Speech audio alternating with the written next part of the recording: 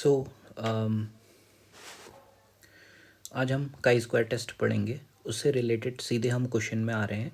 इससे पहले भी हम काई स्क्वायर टेस्ट पढ़ चुके हैं, बट एक क्वेश्चन हमने छोड़ दिया था। That is a very important concept, तो हम लोग उसको कवर करेंगे आज। कॉन्सेप्ट क्या है?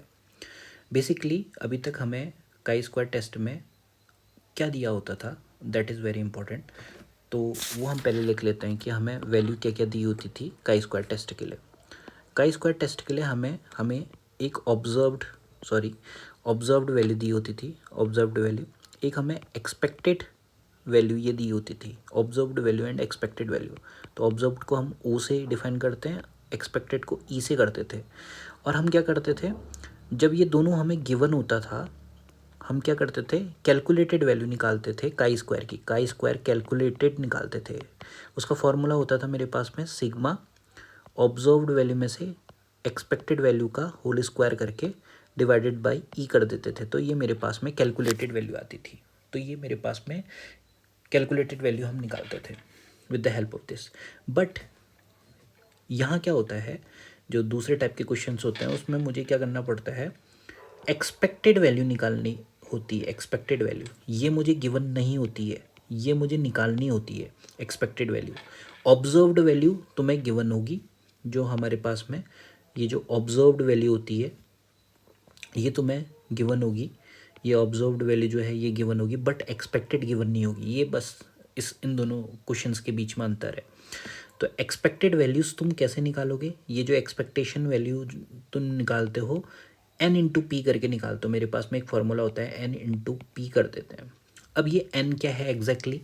एन है जो मेरे पास में ऑब्जर्व्ड जो वैल्यू है, या फिर ऑब्जर्व्ड फ्रीक्वेंसी भी बोलते हैं हम ऑब्जर्व्ड वैल्यू को, और एक्सपेक्टेड वैल्यू को एक्सपेक्टेड फ्रीक्वेंसी भी बोलते हैं। तो अगर हम सम कर देंगे सारी फ्रीक्वेंसी का, किसका? सारी फ्रीक्वेंसी का, मतलब कि एन का मतलब क्या है मेरे पास में, सम ऑफ ऑब्जर्व्ड फ्रीक्वेंसी। इन सब का सम कर देंगे तो मेरे पास में यही होती है एन की वैल्यू। और पी क्या है मेरे पास में, प्रोबेबिलिटी ऑफ एन इवेंट। जो भी मेरे पास में इवेंट है उसकी प्रोबेबिलिटी। इसको हम कैसे समझते हैं, इस क्वेश्चन के थ्रू समझते हैं। अब मेरे पास में डेटा रिप्रेजेंट, ये मुझे डेटा दिया गया है। Data represent the last digit of a scooter passing at a certain traffic signal observe during last 1 hour of 180 scooters. तो उसने क्या किया है, 180 स्कूटर गुजरे हैं एक घंटे में किसी ट्रैफिक सिग्नल से। और उस ट्रैफिक सिग्नल ने क्या ऑब्जर्व किया है, उसकी जो हमारे पास में स्कूटर है उसकी लास्ट डिजिट ऑब्जर्व की हुई है। तो 0 1 2 3 4 5 6 7 8 9 9 डिजिट ही हो सकती हैं। 0 से लेकर 9 तक ही डिजिट हो सकती हैं किसी भी नंबर प्लेट की। तो वो ये कह रहा है कि जो 0 आने की फ्रीक्वेंसी है, यानी 0 12 टाइम्स आया है, 1 मेरे पास में 20 टाइम्स आया है, 2 40 टाइम्स, यानी जो लास्ट नंबर है वो 2 है 40 टाइम्स, ऐसे ही करके अप टू सोन जो 9 जो नंबर है वो 21 टाइम्स आया है। ठीक है। और क्लेम क्या करना है, claim that all the digits 1 equally likely to occur. अब क्लेम में मुझे ये करना है कि one all the digit 1 equally likely to occur. इसका मतलब क्या है, इसका मतलब ये है, ये पॉइंट बहुत ही ज़्यादा इंपॉर्टेंट है। इक्वली लाइकली टू अकर का मतलब, क्लेम का मतलब एक्सपेक्टेशन की बात कर रहा है। तो एक्सपेक्टेड वैल्यू या फिर एक्सपेक्टेड फ्रीक्वेंसी क्या होनी चाहिए, सभी नंबर सेम होने चाहिए। ये कह रहा है all digit 1 equally likely to occur, यानी सेम होने चाहिए। इक्वली लाइकली टू अकर का मतलब सेम होने चाहिए। ठीक है। तो सेम नंबर होने चाहिए का मतलब क्या है कि मुझे एक्सपेक्टेशन वैल्यू निकालनी पड़ेगी। और एक्सपेक्टेशन वैल्यू निकालने का तरीका क्या है, मेरे पास में एन इंटू पी करना पड़ेगा। तो वही चीज़ जिसने की है, देखो यहाँ पर कोई E equal to N into P की है। ये जो ये फ्रीक्वेंसी दे रखी है ये क्या है, ऑब्जर्व्ड फ्रीक्वेंसी। तो हमेशा इस टाइप के क्वेश्चंस में एक फ्रीक्वेंसी जरूर गिवन होगी। तो वो क्या है मेरे पास में, दिस इज ऑब्जर्व्ड फ्रीक्वेंसी। इन सभी को ऐड कर देंगे तो मेरे पास में आएगा 180। ये आया 180 इन सभी को ऐड करने के बाद में। और ये क्या है, पी है, पी प्रोबेबिलिटी। अब प्रोबेबिलिटी कैसे निकालेंगे, तो मेरे पास में है कितने नंबर, मेरे पास में टोटल 10 नंबर हैं। देखो 0 1 2 3 4 5 6 7 8 9, जीरो को इंक्लूड करके टोटल 10 डिजिट्स होती हैं मेरे पास में। 10 में से एक डिजिट आने की प्रोबेबिलिटी क्या है, 1/10। इससे ये आया है। तो अकॉर्डिंग टू द क्वेश्चन हम ये पी निकालते हैं, ठीक है। तो तब हम क्या करेंगे, ई इंटू एन पी करेंगे तो 180 इंटू 1/10 करेंगे तो 18 आ जाएगा। अब 18 नंबर एक ऐसा नंबर है जो कि 1 इक्वली लाइकली टू अकर है, ठीक है। तो हम क्या करेंगे, एक नई टेबल बनाएंगे। ये जो तुम्हें टेबल दिख रही है, ये जो टेबल दिख रही है, ये हमने क्या किया, ऑब्जर्व्ड वैल्यू सब लिख दी, जैसा कि इसने लिखा है 12 20 14 12 20 14। और expected value 1 equally likely to occur है, जो हमारे पास में वैल्यू आई है 18 है, तो सब में इसलिए मैंने 1 इक्वली लाइकली टू अकर है इसलिए 18 लिख लिए। अब जब तुम्हारे पास में ऑब्जर्व्ड है, एक्सपेक्टेशन है, तो हम बहुत ही इजी तरीके से ये वाला फॉर्मूला हम यूज़ कर सकते हैं, सिग्मा ऑब्जर्व माइनस एक्सपेक्टेशन का होल स्क्वायर डिवाइडेड बाई ई। तो हम क्या करेंगे, ऑब्जर्व्ड माइनस एक्सपेक्टेशन यहाँ निकाला है और उसके बाद में इसने ऑब्जर्व्ड माइनस एक्सपेक्टेशन का होल स्क्वायर डिवाइडेड बाई ई निकाला है, तो सबकी वैल्यू निकाली। और लास्ट में क्या कहे, सिग्मा, तो हम सिग्मा भी कर देंगे इसका, सभी को ऐड करेंगे तो मेरे पास में यह आएगा 9.775, ठीक है। This is a calculated value, जो मैंने बताया था फॉर्मूले से जब हम निकालते हैं तो that is a calculated value. ये क्या है मेरे पास में, काई स्क्वायर कैलकुलेटेड वैल्यू है। लेकिन मैंने तुम्हें बताया था एक क्रिटिकल वैल्यू भी हम निकालते हैं, ठीक है।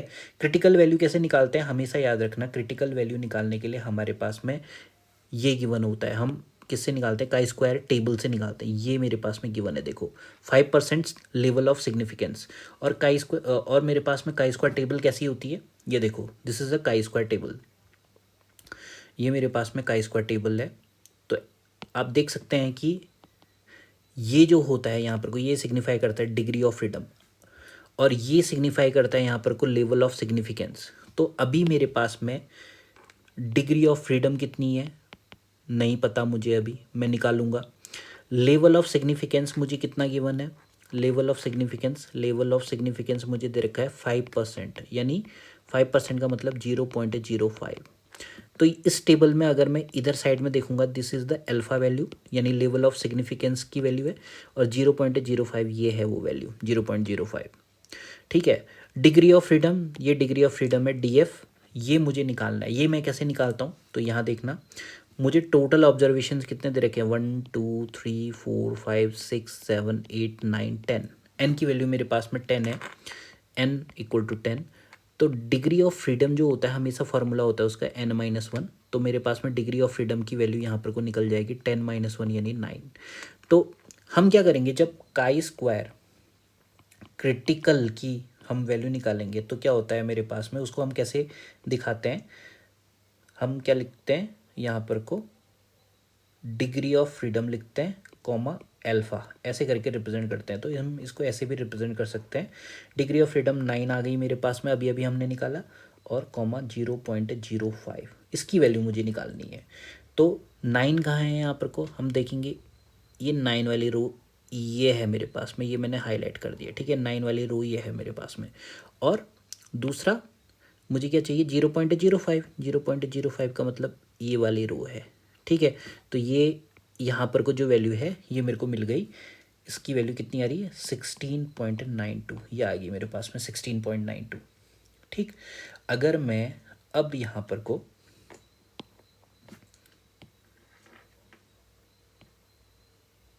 ये बनाता हूँ, और ये क्या हो जाएगा मेरे पास में, क्रिटिकल वैल्यू को हम ऐसे देखेंगे, का स्क्वायर क्रिटिकल, क्रिटिकल ये मेरे पास में कितनी आई, 16.92।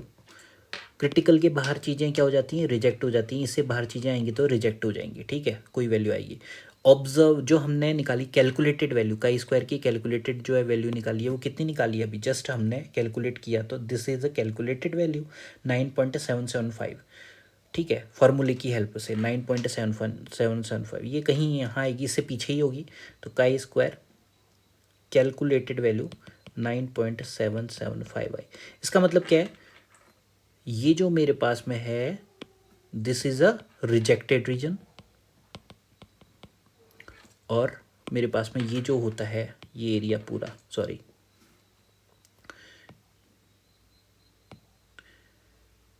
ये जो एरिया है मेरे पास में,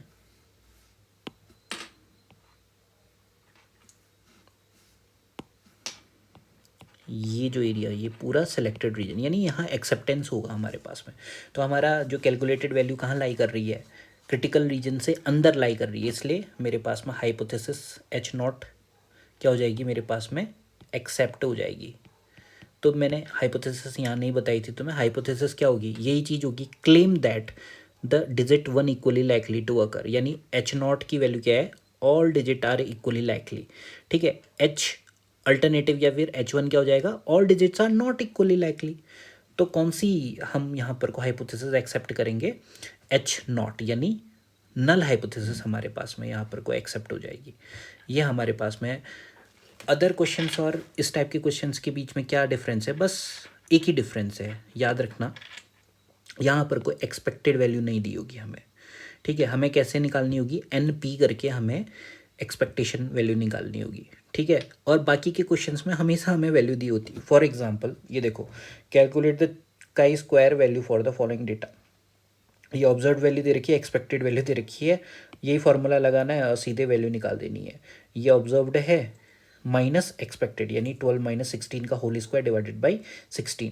ठीक है, ऐसे ही 16 माइनस 8 का whole square divided by 8, 20 minus 15 का होल स्क्वायर डिवाइडेड बाई 15, इन सभी को ऐड कर देंगे, क्योंकि क्या है, सिग्मा क्या होता है फॉर्मूला, ये तो होता है सिग्मा ऑब्जर्व माइनस एक्सपेक्टेशन का whole square divided by E sigma.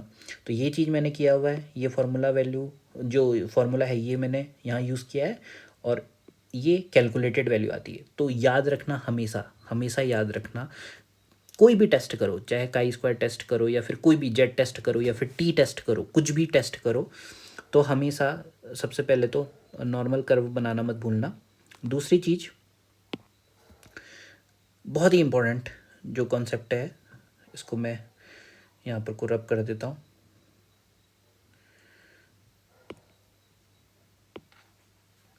बहुत ही इम्पोर्टेंट कॉन्सेप्ट क्या है कि दो चीज़ मुझे चाहिए होती हैं, एक चाहिए होती है मुझे क्रिटिकल वैल्यू। क्रिटिकल वैल्यू वो किससे आती है मेरे पास में, क्रिटिकल वैल्यू जो भी टेबल होगी मेरे पास में, टेबल क्रिटिकल वैल्यू मैं टेबल से निकालूंगा। कौन सी टेबल, जेड टेबल या फिर टी टेबल या फिर काई स्क्वायर टेबल, जो अकॉर्डिंग टू द क्वेश्चन जो हमें टेस्ट करना है उसके अकॉर्डिंग। और दूसरी होती है कैलकुलेटेड वैल्यू, कैलकुलेटेड वैल्यू। ठीक है, दूसरी होती है कैलकुलेटेड वैल्यू। ये दोनों चीज़ निकालनी होगी तुम्हें हर क्वेश्चन में।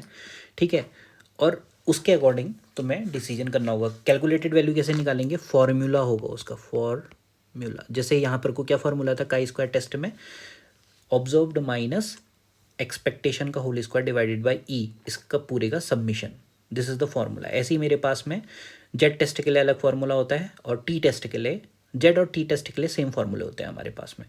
तो ये दो चीज़ हम निकालते हैं, इन दो चीज़ को हम, ये देखो ये हमारे पास में ये कैलकुलेटेड, ये फार्मूले के बेस पे हमने निकाला। क्रिटिकल वैल्यू हमने किससे निकाली, इस टेबल से निकाली। तो इन दोनों को हम कंपेयर करेंगे, रीज़न हम देखेंगे कि हाइपोथेसिस टेस्टिंग कैसे करनी है। रिजेक्टेड रीजन में आ रहा है कैलकुलेटेड वैल्यू तो हम रिजेक्ट कर देंगे नल हाइपोथेसिस, अगर हमारे पास में रिजेक्टेड रीजन में नहीं आ रहा है तो हम एक्सेप्ट कर लेंगे नल हाइपोथेसिस। तो सारे टाइप के क्वेश्चंस में याद रखना कि ये दो चीज़ तो निकालनी है। क्रिटिकल वैल्यू, क्रिटिकल वैल्यू का मतलब नाम से ही देखो, क्रिटिकल, क्रिटिकल का मतलब इससे अगर आप आगे जाते हो तो खतरा है।